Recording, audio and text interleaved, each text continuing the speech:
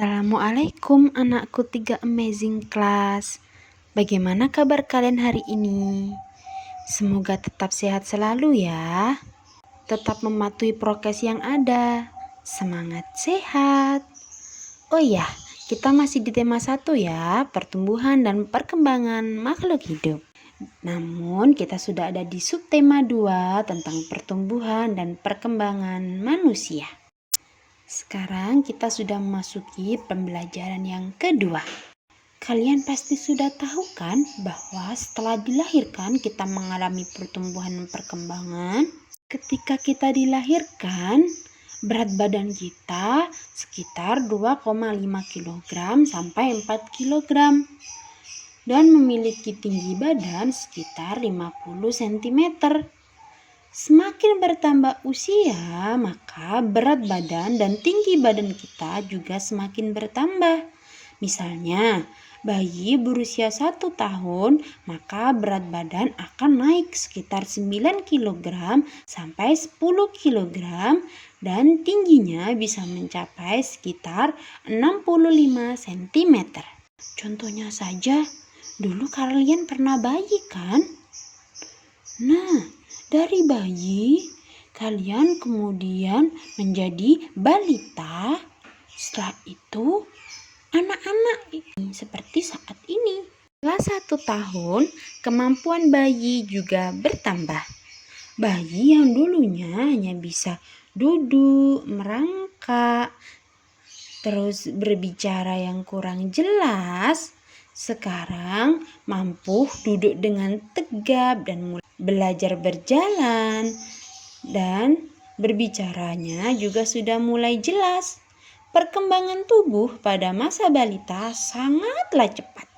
Dari dapat berjalan, berlari, dan melompat dengan tangkas.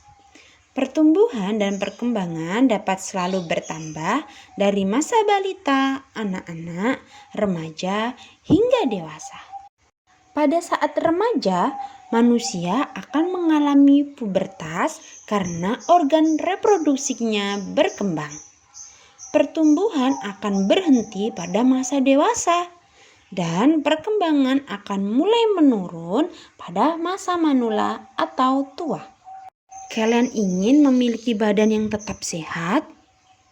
Maka salah satunya adalah dengan berolahraga.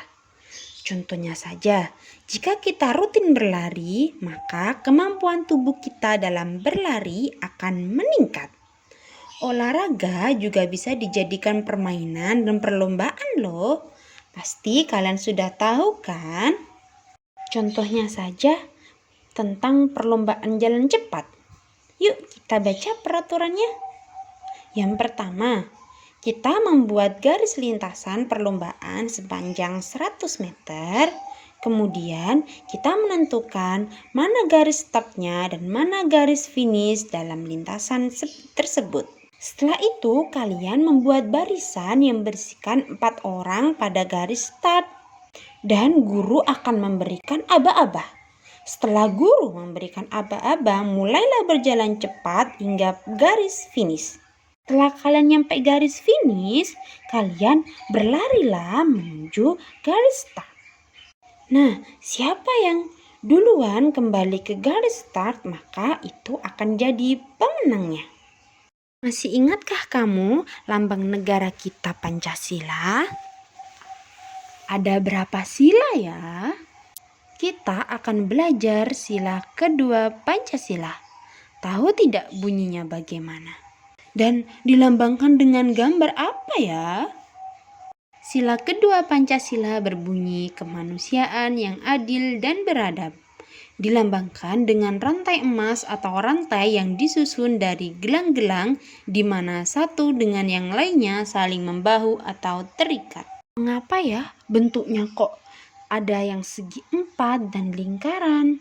Rantai yang berbentuk segi 4 melambangkan laki-laki, sedangkan rantai yang berbentuk lingkaran melambangkan perempuan.